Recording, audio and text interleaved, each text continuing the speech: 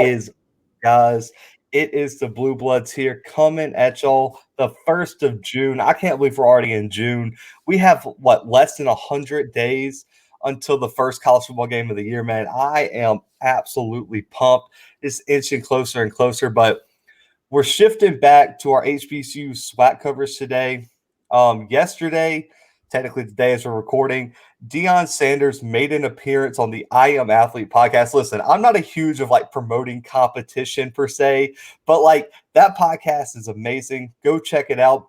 We got a request for the clips. So if you're watching this today and we have the clips in after this, that means we got to prove I Am Athlete. If not, then y'all just get me talking about what if we had the clips. But, he talked about a lot of interesting topics. So it inspired some debate. So let me go ahead and get to the first topic, Brandon. And this inspired the question is the difference between FCS and FBS kind of overblown? So the way Channing Crowder and Deion kind of got into it on the show is that if you take those Alabama athletes, if you take those SEC, ACC, Big 12 athletes out of that conference and put them in the HBCUs, how much better, are they really one-on-one against the athletes in the FCS? So his argument he took particularly was Mac Jones.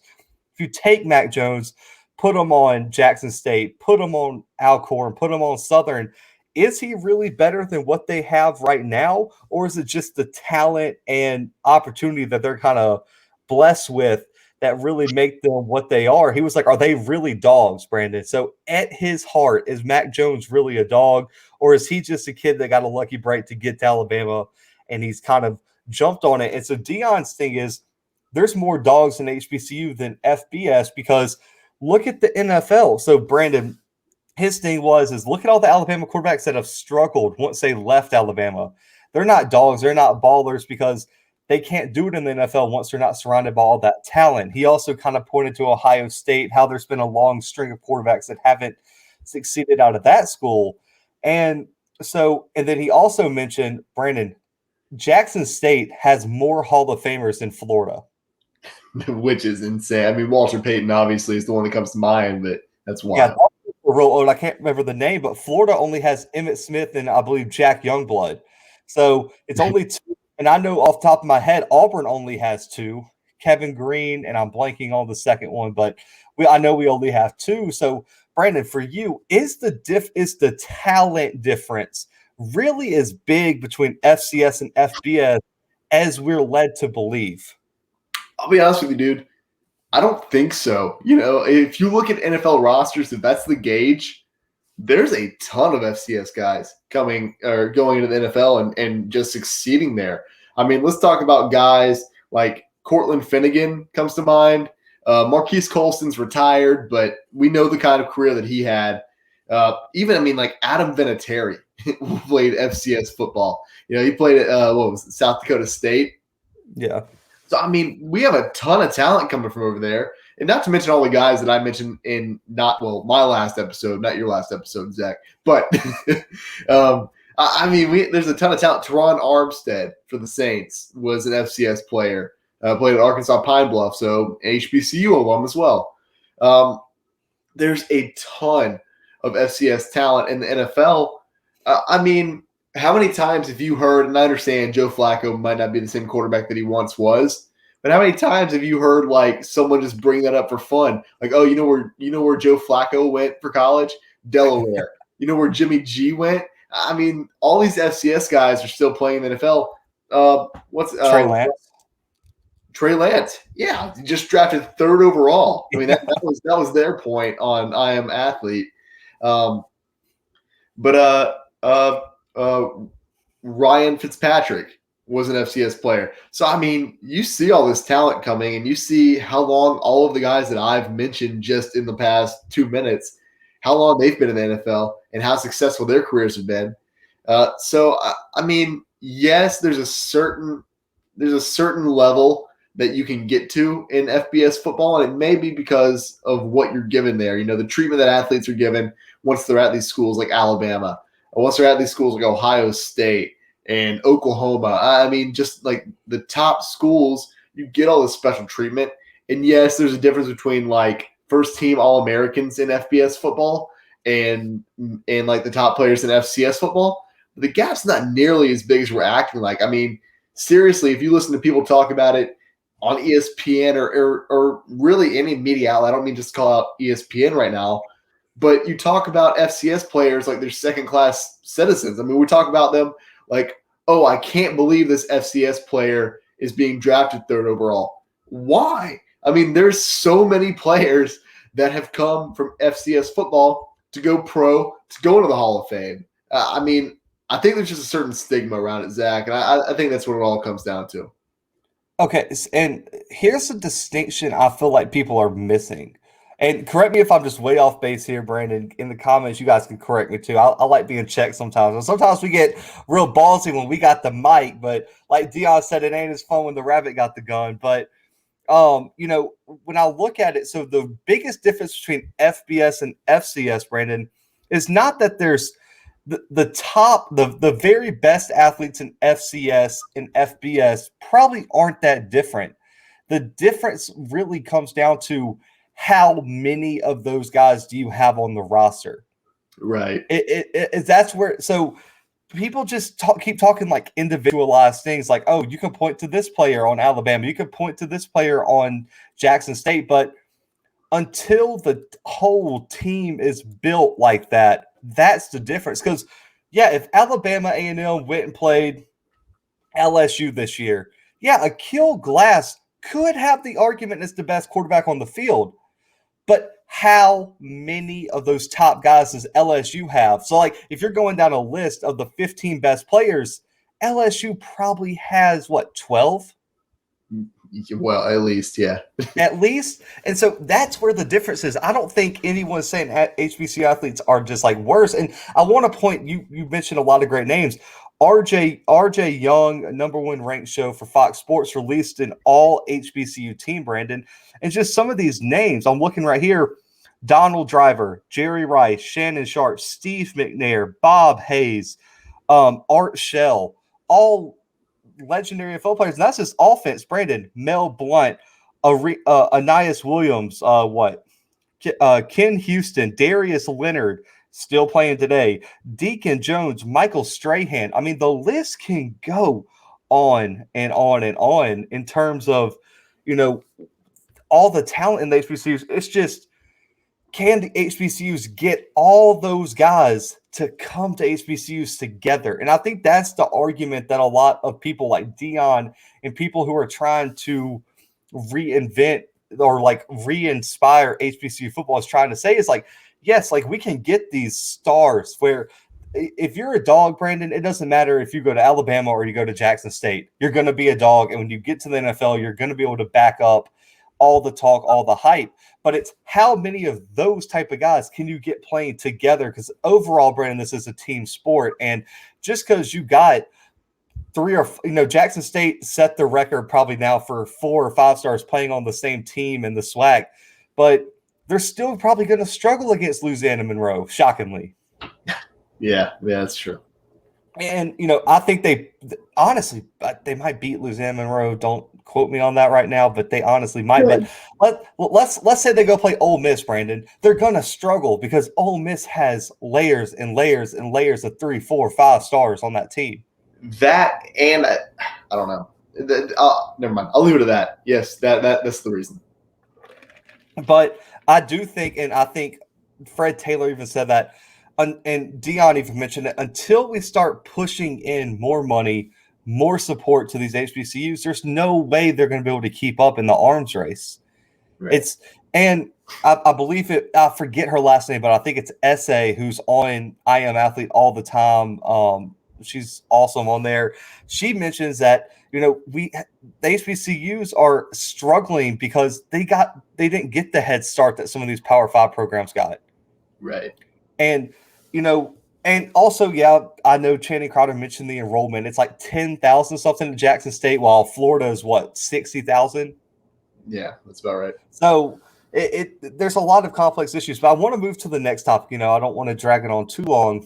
And this has to do with the Combine. So why are HBCU athletes not invited to the NFL Combine? So they brought up the HBCU Combine that was recently sponsored by the Senior Bowl, the NFL, that's going to be in our hometown of Mobile, Alabama. Deion Sanders is a fan because it is something, but he's saying that there shouldn't have to be a separate combine. There shouldn't have to be an HBCU combine. There should just be the combine, and HBCU athletes should be represented. And so, Brandon, his proposal is set aside like minimum 50 spots for the top 50 HBCU draft eligible athletes. And all that adds is what, 5 to 7 people per position, maybe 3 to 7 at some positions, because you might not have a bunch of linebackers come out that year. Just like, Auburn might not have a linebacker graduating, so you might not have that linebacker that gets that spot. So 3 to 7 players per position. Brandon, how much extra time does that really cost you in the long run? Like none. And Zach, this is the exact point that you and I were trying to make whenever we had the episode about this. I mean, yes, the HBCU Combine is something, and it's a step in the right direction, but that's not the end goal. Obviously you want to get above and beyond that. You want to go to the NFL Combine, and like we mentioned in that episode, HBCU players are severely underrepresented there. We don't get a ton of them, and I think it's because of this perception of the last topic we just had. This FCS versus FBS conversation that we've been having about how great the FBS is, compared to the FCS. Dude, they are seriously. I mean, and you can disagree with me all you want. Anybody can. I'm not talking to you, Zach, but anybody in the comments, if you have a different opinion, go ahead and let us know. Comment it down below. But I mean, I think a lot of people perceive the difference of FCS to FBS as being like miles and miles apart, where in reality, I mean, we're talking about inches, if any at all. I mean, and we see so many FCS players that are better, but that's in the past. We've already talked about this topic.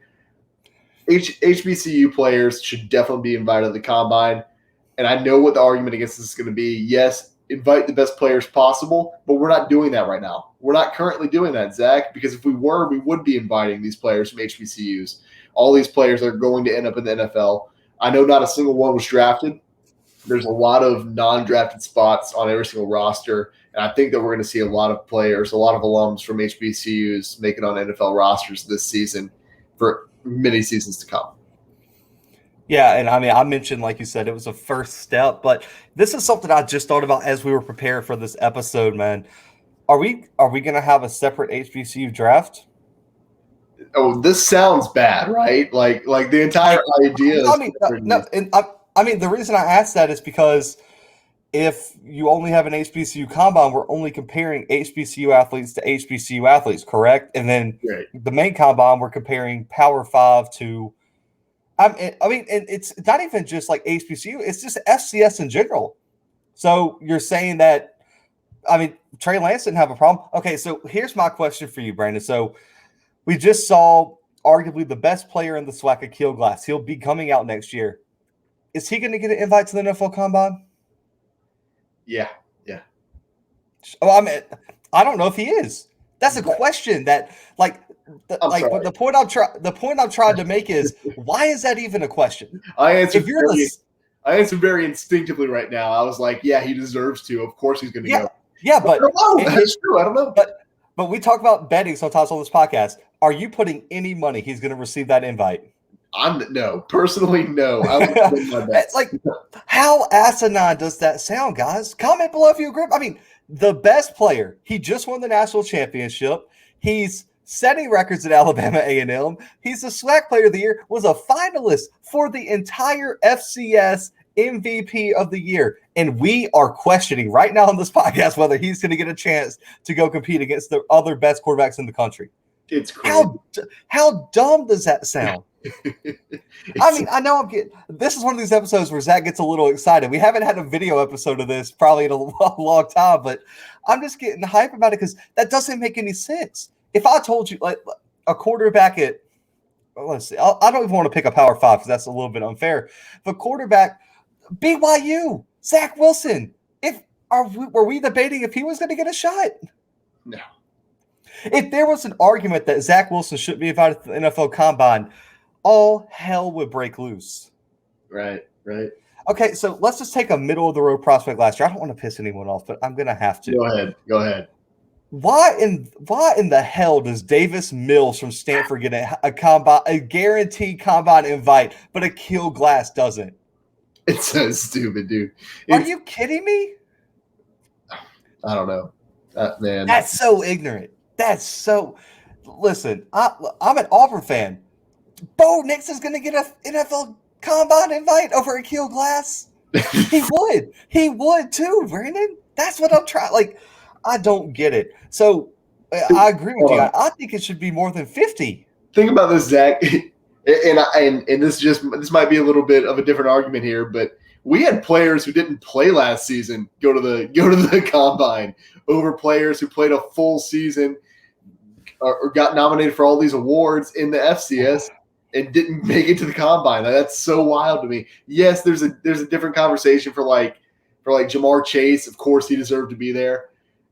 But when you talk about Davis Mills making it, and then I don't know, that's so crazy to me.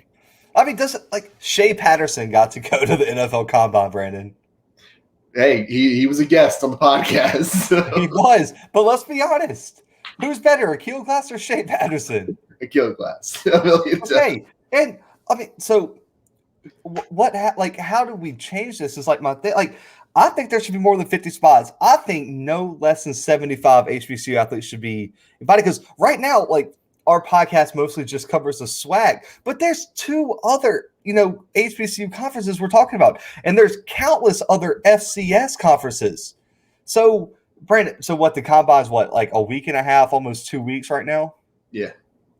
If you add 15, 20 more players to each position, you don't think we could just increase it by like a day or two and just get it? I mean, what's there a rush? Like, yes, it's going to require more time staying in beautiful Indianapolis in the awesome dome facility that we do this in. Like, come on, bro. Like, all these scouts and GMs make millions, and you can't spend 2 or 3 extra days to make sure we cover all the best athletes out there. Fred Taylor on the podcast, this was the most telling thing ever, Brandon.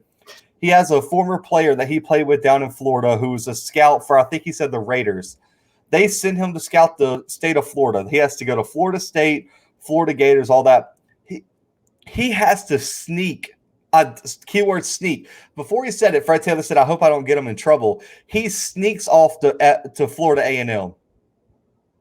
Right. To check out HBCU. He has to sneak. He can't get permission. He's got to sneak.